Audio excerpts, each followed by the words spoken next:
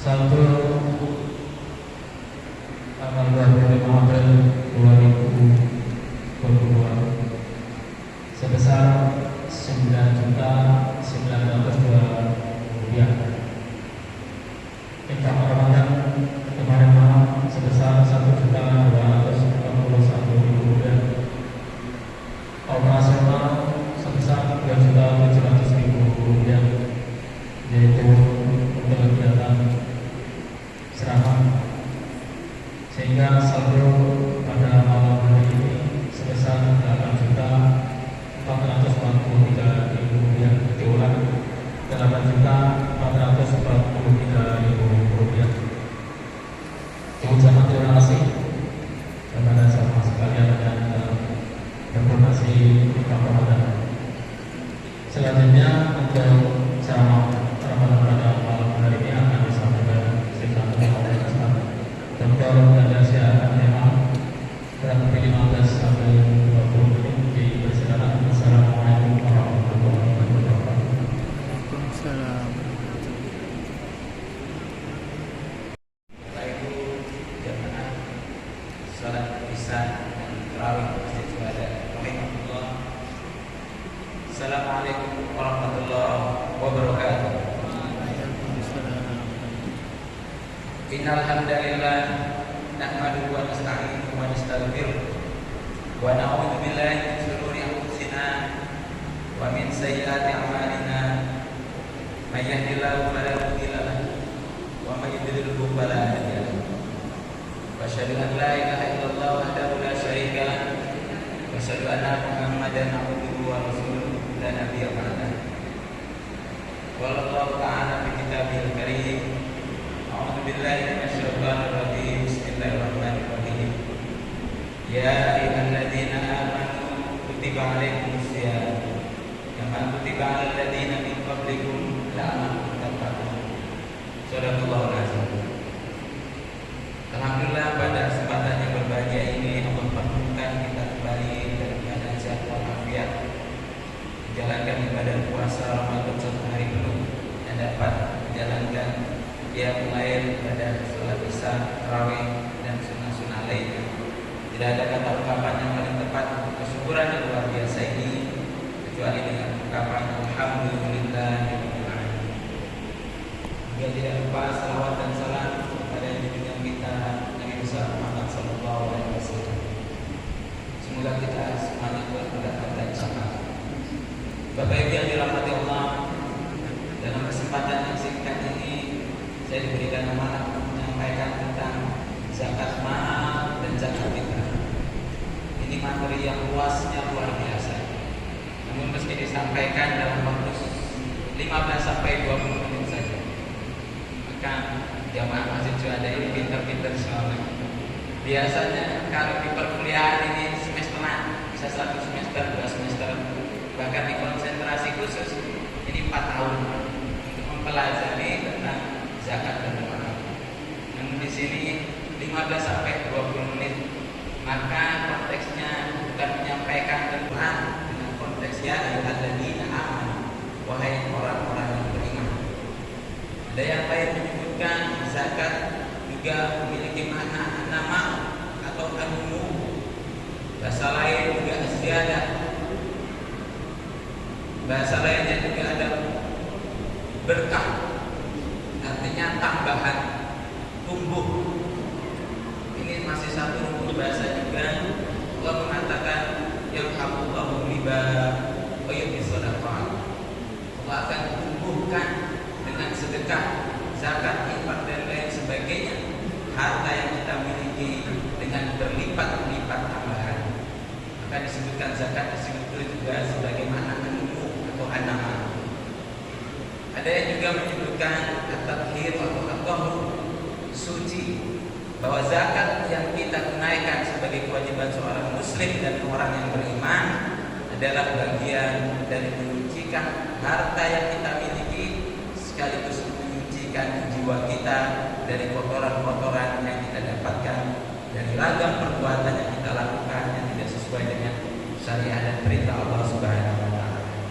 Adapun menurut istilah zakat adalah mengeluarkan sebagian dari kepemilikan harta tertentu dengan syarat tertentu dan kepada orang-orang yang ditentukan.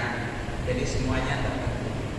Kalau dalam hukum Islam ada 5 kewajiban kita: 1 syahadat, 2 sholat, 3 adalah zakat, 4 adalah ibadah Ramadan, puasa, dan yang 5 menunaikan ibadah haji bagi yang sanggup. Maka zakat ini adalah bagian dari fondasi kita sebagai orang yang beriman dan berislam. Maka wajib bagi kita yang mampu, yang bisa untuk menunaikan zakatnya, maka wajib bagi siapapun untuk bisa memberikan zakatnya dan mengeluarkan zakatnya sesuai dengan ketentuan syariat. Kata zakat sendiri banyak sekali diungkapkan dalam Al-Quran. Lebih dari 32 kata zakat yang secara eksplisit disebutkan dalam Al-Quran Al-Karim. Dan uniknya, dari 32 kata zakat yang eksplisit tersebut, 26 katanya bersandingan dengan kata sholat. Ya ayyuhalladzina amanu aqimus sholat wa atuz zakat. 26 kali kata zakat itu muncul setelah Allah perintahkan kata untuk mendirikan sholat. Artinya sholat bagi kita adalah kewajiban seorang insan. Maka bagi siapapun yang memiliki kemampuan untuk membayar zakat, perintah ini wajib dilaksanakan. Syarat-syarat bagi mereka yang harus membayar zakat. Zakat kalau dia dikategorikan dengan kata sesudahnya, ada zakat mal, kemudian yang kita laksanakan di Ramadan ada zakat fitrah, maka dia bersandar kepada kata berikutnya. Zakat mal adalah zakat harta. Bagi siapapun yang berharta, maka baginya kewajiban zakat. Siapakah mereka? Satu yang jelas adalah orang-orang yang beriman. Tidak ada satupun ayat dalam Al-Quran menyebutkan ya ayyuhan nas, wahai seluruh manusia, tidak ada. Konteksnya hanya orang-orang yang beriman saja, yang berislam saja, yang memiliki kewajiban zakat. Yang kedua, orang yang dinyatakan merdeka. Maka zaman dahulu sahabat Rasulullah SAW tidak mewajibkan kepada hamba sahaya, karena hamba sahaya adalah milik sah dan kepemilikan bagi tuannya, menjadi tanggung jawab tuannya, dan apa yang dimiliki oleh hamba sahaya tersebut adalah milik bagi tuannya. Selanjutnya, hak milik penuh bagi musafir atau yang mengeluarkan zakat. Kalau itu bukan hak miliknya, meskipun sudah sampai pada nisab dan tahunnya, juga tidak bisa dikeluarkan zakat. Jadi benar-benar harta yang dimiliki sepenuhnya itu yang bisa dikeluarkan sebagai zakat. Selanjutnya yang harus dikeluarkan dari zakat adalah dapat dipastikan bahwa harta yang kita peroleh adalah harta yang halal. Harta yang diperoleh dari cara yang tidak syariat dan dilarang oleh Allah dan Rasulnya, tidak diperkenankan untuk mengeluarkan zakat. Meskipun zakat itu mensucikan, jangan ada anggapan bahwa harta yang haram tadi bisa suci dengan upaya atau usaha dengan dikeluarkan zakat 2,5% ataupun sebagainya. Karena zakat hanya diterima dari sumber-sumber yang dibenarkan oleh Allah Subhanahu wa Ta'ala. Selanjutnya, harta yang wajib dizakatkan adalah mencapai pada nisabnya atau ketentuan ukurannya. Nisab dan haul adalah dua ketentuan. Yang satu nisab itu ukuran takaran jumlah dari harta yang kita miliki, sementara haul itu adalah tahun. Jadi masanya setahun. Kalau sudah mencapai pada tahunnya, tentu hitungannya bukan tahun Masehi atau Hijriah, tapi mohon maaf, bukan Masehi tapi Hijriah. Kita mengikuti kalender Komariah, ya. Jadi kalender Ramadan, Syawal dan selanjutnya, bukan Januari, Februari hingga Desember. Ini yang menjadi ketentuan haul dalam syarat wajib zakat. Dan orang yang memiliki kewajiban zakat adalah orang yang tidak memiliki hutang. Kalau dia memiliki hutang dan memiliki harta atau lebih berlebihan, meskipun sampai pada nisabnya, maka kewajiban utama baginya adalah melunasi hutangnya terlebih dahulu, dan sisanya setelah hutang itu ditunaikan atau dilunasi atau dibayarkan, baru apabila masih mencapai jumlah nisabnya, baru memiliki kewajiban untuk menunaikan zakat. Bapak Ibu yang dirahmati Allah, deretan tadi adalah syarat-syarat bagi muzaki atau orang-orang yang memiliki kewajiban zakat baginya. Sementara zakat fitrah atau yang kita sebut dengan futur fitrah, fitri, zakatul fitri. Fitri itu futur, artinya makan, yang kita tunaikan sebagai kewajiban seorang muslim dengan waktu tertentu di bulan Ramadan juga. Semua orang yang memiliki ketentuan syarat untuk menunaikannya adalah satu, tentunya adalah orang-orang yang beragama Islam. Yang kedua, orang-orang yang masih menikmati bulan Ramadan hingga ujung akhir Ramadan, terbenamnya matahari di akhir bulan Ramadan. Dan yang ketiga adalah orang-orang yang masih memiliki kemampuan makanan pokok atau zat untuk dinikmatinya selama menjalankan ibadah puasa atau hari-harinya di kehidupan bulan Ramadan. Maka tiga orang yang memiliki syarat tersebut juga memiliki kewajiban untuk menunaikan zakat fitrah. Bapak Ibu yang dirahmati Allah, zakat fitrah landasannya jelas dalam Al-Quran dan Sunnah. Ukurannya juga sudah ditentukan satu sok. Satu sok ini adalah takaran bulan timbangan. Beratnya tentunya berbeda-beda, tapi Majma' Ulama Fatwa MUI menyebutkan ada beberapa ketentuan dari mulai 2,5 kg sampai 3,5 kg. Tentunya perbedaan ini menjadi pemahaman kita bersama, menjadi pilihan kita bersama. Perbedaan tidak perlu kita perdebatkan. Yang wajib kita laksanakan adalah mana dari ukuran tersebut yang kemudian kita tentukan dan kita tunaikan sebagai kewajiban kita untuk membayar zakat fitrah. Siapa orang-orang yang mendapatkan dari zakat fitrah ini? Seperti halnya orang-orang yang mendapatkan zakat mal, tapi lebih khusus lagi kalau dalam mustahik itu ada 8 orang yang ditentukan untuk mendapatkan zakatnya, maka di zakat fitrah diutamakan adalah orang-orang fakir dan miskin di sekitar kita. Fakir adalah orang yang tidak memiliki pekerjaan tetap sehingga tidak mampu untuk memenuhi kebutuhan hidupnya sehari-hari. Adapun miskin secara singkat dapat disebutkan orang yang memiliki pekerjaan atau penghidupan tapi belum mampu untuk menutupi segala keperluan hidupnya sehari-hari. Sementara dari zakat sendiri, Bapak Ibu yang dirahmati Allah, ada 2 menit saya kira cukup ini untuk menyebutkan kategori-kategori zakat mal atau zakat harta. Siapakah di antara kita yang memiliki kewajiban untuk membayarkan zakat hartanya di bulan Ramadan yang penuh dengan keutamaan ini? 1, barang siapa yang memiliki emas atau perak di luar dari perhiasan, kalau nisabnya sudah mencapai 85 gram bagi emas, maka wajib menunaikan zakatnya selama emas tersebut bertahan selama 1 tahun. Harus dikeluarkan zakatnya 2,5%. Ini emas dan perak. Bapak Ibu yang memiliki investasi emas sudah setahun, sudah 2 tahun, sudah 3 tahun, maka hitung zakat emasnya, zakat peraknya. Berapa hitungannya? Bapak Ibu tidak perlu berbingung atau bersusah payah, karena Bapak Ibu kalau punya smartphone cukup install aplikasi zakat yang banyak sekali cara menghitung zakat, baik itu zakat harta, zakat pertanian, zakat perkebunan, zakat peternakan.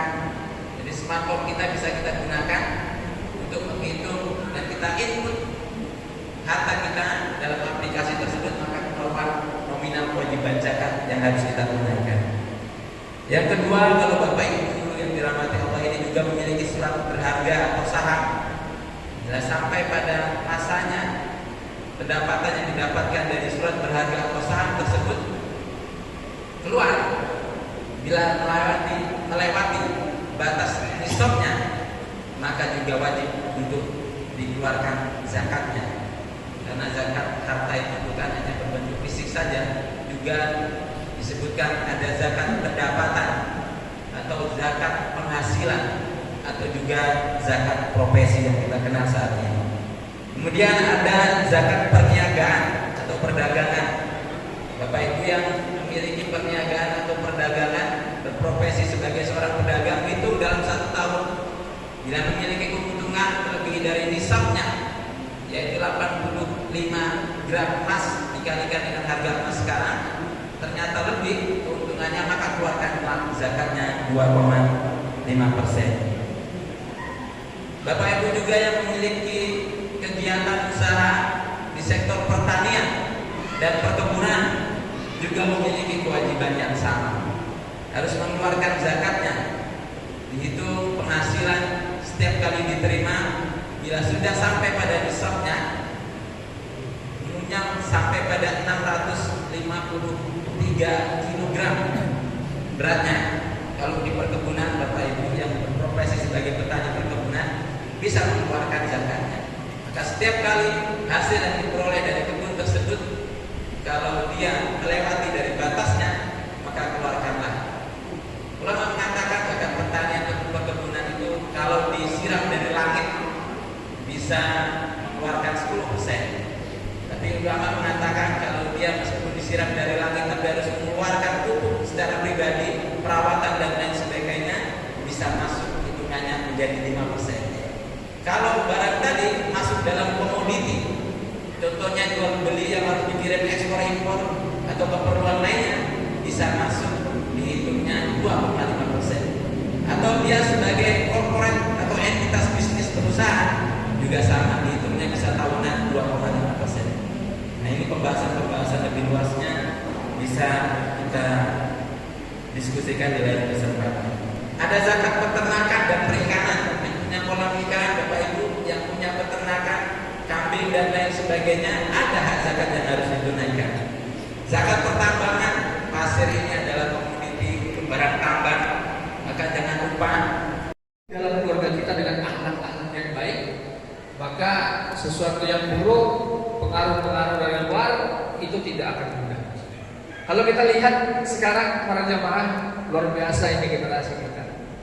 Ya, beberapa tahun terakhir baru masuk sekolah, ya, saya perhatikan siswa-siswi di sekolah itu tidak fokus kepada bagaimana penguatan akademik siswa itu, tetapi fokus bagaimana memperbaiki kembali akhlak-akhlak mereka yang rusak dengan adanya pandemi.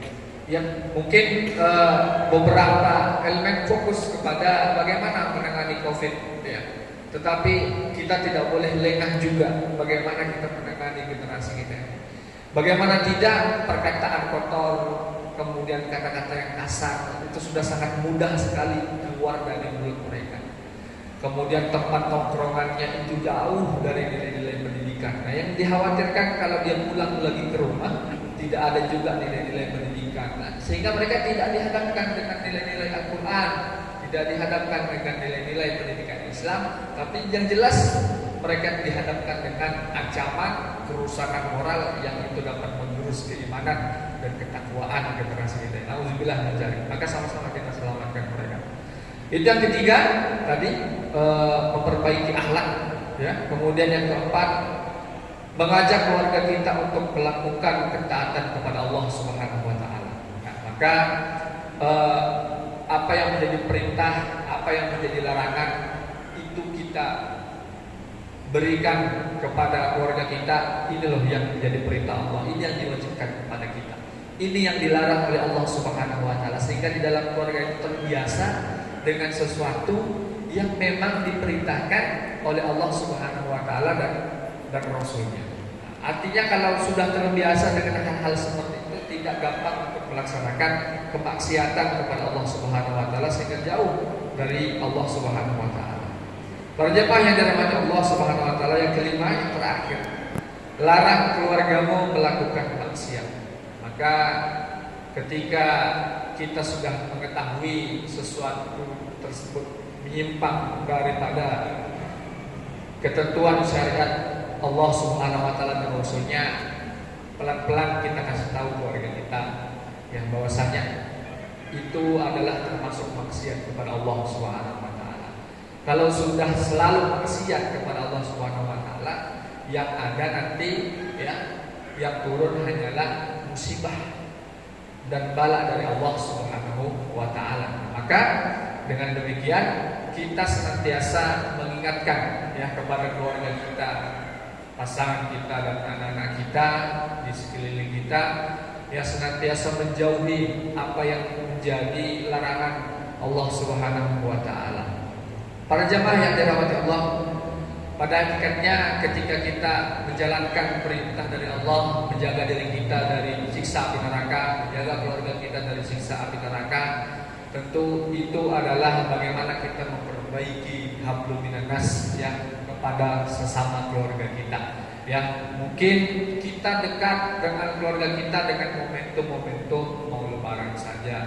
Tetapi bagaimana dengan spirit Ramadan tahun ini menjadikan kita istiqomah di tahun-tahun yang akan datang itu tetap dekat dengan keluarga kita, merangkul dalam rangka mendekatkan diri kepada Allah Subhanahu wa taala. Tidak ada orang lain yang mau peduli dengan kita selain keluarga kita, selain pasangan kita. Apalagi anak-anak kita dulu lahir kita ajarkan, lahir kemudian dipegang semuanya Allahu Akbar, kemudian diakhiri dengan kalimat la ilaha illallah. Nah nanti ketika kita sakaratul maut, harapan kita, orientasi kita itu anak kita yang ada di samping kita, kemudian menuntut kita kepada gerbang husnul khotimah.